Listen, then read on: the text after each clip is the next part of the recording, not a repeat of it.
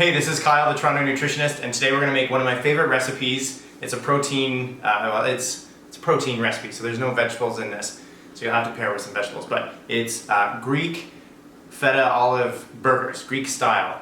So we got some feta cheese, which is actually Canadian, and olives, and well, these might be from Italy, and this is bison from Ontario. So the Greek is maybe more of a theme than ingredient-wise. So yeah, so I'm using bison burgers today from True Local, which I recommend a lot. They deliver meat to your house. But you can use any meat here. You could grind up, you know, if you want it to be leaner, like you could use low-fat like chicken or turkey. Might not taste as good.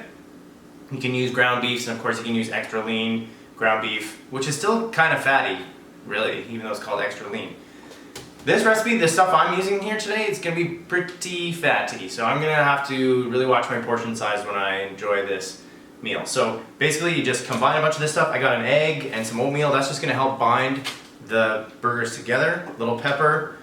They're just going to go in the oven, and that's it. This should be pretty easy, even for someone who's not that experienced in the kitchen. Although there is a bit of a food safety risk because we're going to be like grinding up the meat with our hands in this bowl, which we also use to clean some of like the baby's bottles and stuff like that. So try not to give the baby E. coli poisoning by giving this a good clean after. Good hand sanitation today with this recipe. Got my oven on at 400 degrees Fahrenheit. We're going to combine the ingredients in this bowl. We're going to use a tight shot on that, so I'll just cut it here and we'll see you in a second. Okay, like I said, I'm going to take some of this oatmeal. I'm just going to use a few tablespoons. You don't need much here, and I mean, this is just a little coffee grinder. I use it to grind up a bunch of stuff. And then at the end, you turn it upside down, like that. The reason I'm grinding this up, I don't want these to be whole pieces. I'm just trying to use the starch molecules, really.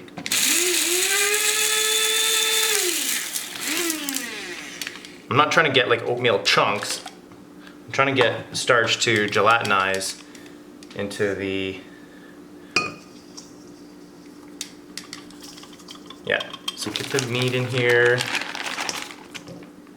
Great, so some of this paper is in here now. Glad I saw that. Off camera, I did wash my hands. I'm still a bit squeamish. I mean, not squeamish, like it doesn't make me ill or anything to be grinding up ground beef with my bare hands. It's just not the most fun thing in the kitchen to do. Alright, so I got the patties in there, bit of feta cheese, and I'm just gonna try and like break it a little bit as I go. The feta, you kind of do want it to be a little chunky because if it's just disintegrated cheese, then you don't really taste it. What you want is you want to be taking a bite and then boom, you get like a big hunk of cheese there, and you can really taste it. That, in my opinion, is how that should go. Feta cheese is very low fat in terms of the cheese family. Not as low as cottage cheese or anything, but it's pretty darn low. Like probably this is 5 or 10%. All right, so I don't put lots of feta cheese in this recipe. So that was about only 25 grams of feta cheese. An egg, this is to bind it all together as well. Another reason why you want to cook things through, although a lot of people I know eat raw eggs, sunny side up and whatnot. Olives. Bit of olive juice in there. I did drain those first. Yeah, and then you just basically, you mix this up. This is where I might lose some of you. This is kind of old school. Not many amateur cooks are doing this anymore, getting their hands dirty like this. But it is the fastest way. This bowl has almost a round bottom on it, so it's flying all over the place here.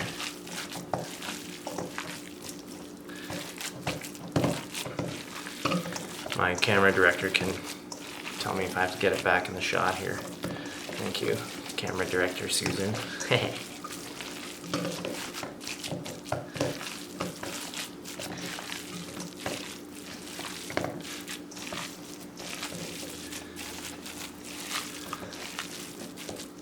So this recipe should kind of look like mostly protein and then a bit of the cheese and a bit of the olives, which is kind of what it looks like now. Like I think we're good to go. So when you're, I should have greased my pan first. So I'm I'm gonna have to wash my hands.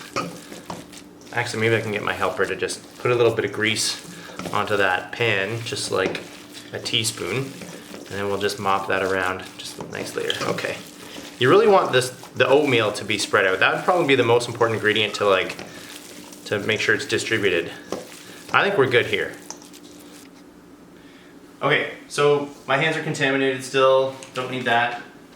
Throw that in later. And I don't know why I'm being so gentle with this. And it's gonna go in the oven. Once it's in the oven for 10 minutes, all that E. coli poisoning that's potentially in the burgers is gone.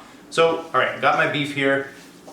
It just depends how you want to do this. You can make one big tray of it, or you could do little snack-sized kind of balls, and you just kind of bang those together like this. That's kind of like a little snack-sized one. So I'm gonna do a few of those because one of my buddies, Will, wanted to have some snacks. So Will, these could be little snacks for you, and you would just have those with some cut up vegetables or something.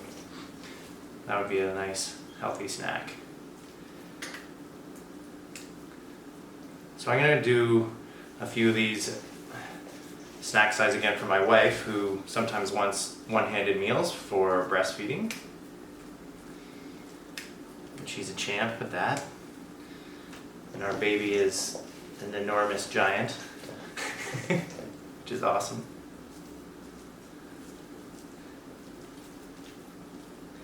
That's old school, where the bigger your baby is, everyone's like, yeah, good, awesome, healthy. Yeah. Small babies can also be healthy. That's funny. Anyways, let's get back to this. So again, these are little snack size. They're starting to get bigger. So I'll do 6 of those. You know what? I'm just gonna do them all one size, and then when I cook them, they'll be all cooked the same. If you do some big, some small, then you'll pull them out of the oven, and then some won't be done. You really gotta smack them. That, I think, is the best way to really get those together.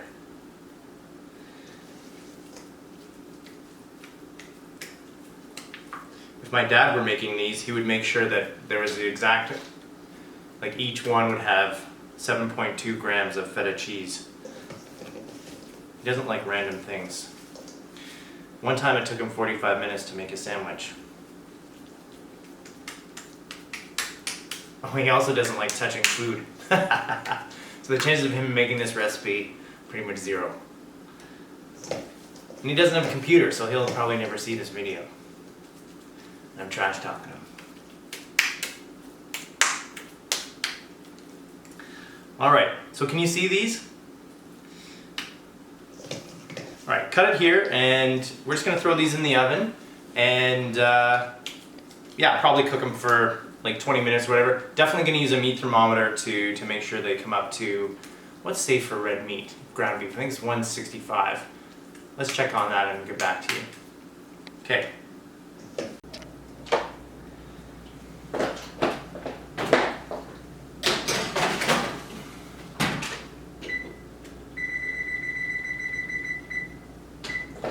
"15 minutes at 400, and yeah, I'm just going to disinfect some of this stuff.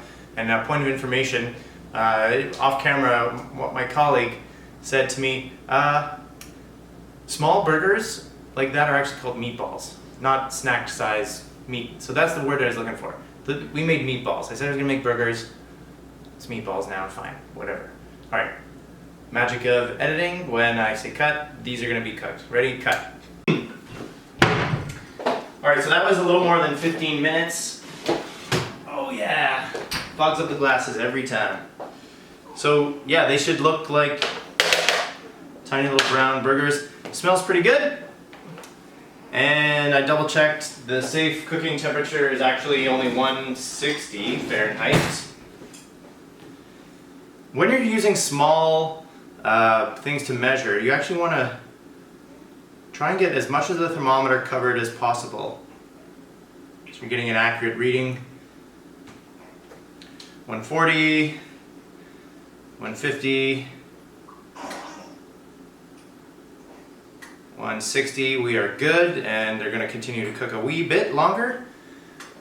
This is a done deal right here. So yeah, a little bit of fat in here, well, kind of a lot of fat in here, so don't pair this with any other fats at your meal. Okay, so no olive oil on your salad or whatever. You gotta use low-fat dressings if you're gonna be eating this. Still, I mean, it's still healthy. It's protein and some fats in there. And actually, this bison actually is probably partially grass-fed, so that's better for us when the animal eats healthy things like grass. It's better for us versus like industrial farm-fed animals. But that's another story. So that is some Greek burgers or meatballs, and yeah, I'm looking forward to eating some of these right now. And I hope you give them a try, and you can send me a message and let me know how it went. And Will, I hope you enjoy these, and just remember to wash your hands before, during, and after making these bad boys. And that's a wrap.